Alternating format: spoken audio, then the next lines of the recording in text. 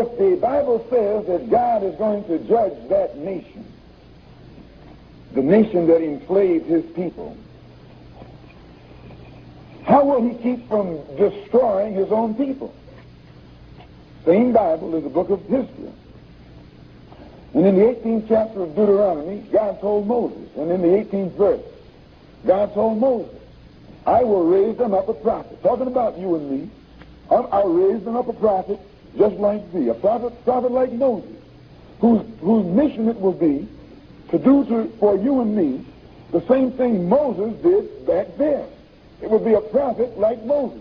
And back when you get down into Malachi, he lets it be known that just before he comes to judge that nation, the name of the prophet or messenger whom he would send among the people, his name would be Elijah. Because before the coming of that great and dreadful day, I'll send you Elijah. And Elijah's job will be to turn the hearts of the children to the fathers and the hearts of the fathers to the children. What do you mean turn the hearts of the children to the fathers? The so-called Negroes are childlike people. We're like children. No matter how old you get, or how bold you get, or how wise you get, or how rich you get, or how educated you get, the white man still calls you what? Boy. Why? You're a child in his eyesight. And you are a child. Anytime you have to let another man set up a factory for you, and you can't set up a factory for yourself, you're a child. Anytime another man can open up businesses and you don't know how to go into businesses for yourself and your people, you're a child. Anytime another man sets up schools and you don't know how to set up your own schools, you're a child. Because a child is someone who sits around and waits for his father to do for him what he should be doing for himself, or what he's too young to do for himself, or what he's too dumb to do for himself. So the white man, knowing that here in America all the Negro has done, and this is, I hate to say it, but it's the truth. All you and I have done is build churches and let the white man build factories.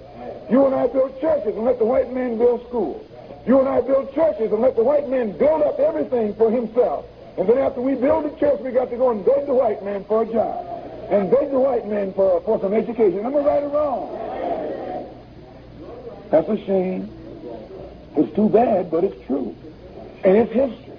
So it says that these childlike people who will be children following after the white man, it says in the last day that God will raise up Elijah.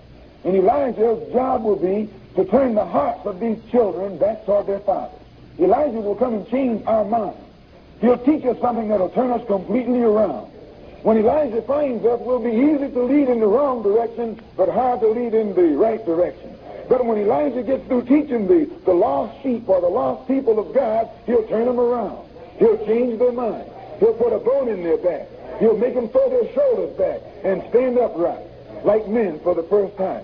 It says he'll turn the hearts of these children toward their fathers and the hearts of the fathers toward the children.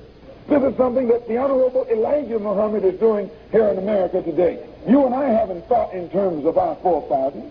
We haven't thought of our fathers. Our brothers are back home. Our fathers are in the East. We run around here begging the great white father. You never hear black people in this country talking or speaking or thinking in terms of connecting themselves with their own kind back home. They're trying to make a contact with the white man. Pick up on that. That's true. Trying to make a contact, trying to make a connection with the white man. Trying to make a connection with a kidnapper who brought them here. Trying to make a connection with actually the man who enslaved them. You know, that's a shame. It's pitiful, but it's true. The Honorable Elijah Muhammad says that when Elijah comes, the book says, when Elijah comes, what Elijah would do would be to teach these people the truth. And the truth that Elijah would teach to the people would be so strong, it would make all this other stuff that the preachers are talking about sound like a fairy story. Elijah would open the people's eyes up so wide that from then on a preacher couldn't talk to them. And this is really true. Do you know people have come to Muhammad's mosque, and no matter whether they believe in what Mr. Muhammad is saying or not, they never can go back and sit in the church. This is true. What the Honorable Elijah Muhammad does is turn on the light. And when he turns on the light, it enables us to see, to think, and to be able to see and think for ourselves. He shows us where the white man, what he has taught us concerning history, has actually been a distortion. He's never given you and me true facts about history, neither about himself nor about our people. You know, I read a book one day called The Four Cities of Troy. You can go to the library, some library, and check it out. What was this based on? Show you what a liar the white man is. When I say liar, you have white people who are scientists, and they keep truth in their own circle. And they never let they never let the masses know anything about this truth that they keep in the circle. They got something else that they invent and put out for the masses to believe. But they then something else that they invent and put out for the masses to believe. But they themselves keep knowledge in a circle. So, in this particular book, it pointed out that some archaeologists were delving in the ruins of the ancient city of Troy. And it's the practice of archaeologists, you know, to dig. So in digging down into the ruins of Troy, they dug deeper than they intended to. And they ran into the ruins of another city that had been there so much longer ahead of this city of Troy that it had gone down beneath the sands of time. And they had built this city of Troy on top of it, and when these archaeologists were delving in the ruins of the ancient city, they learned that there was one that was there more ancient than that one. So they started frantically digging down in that one and dug below it into another one.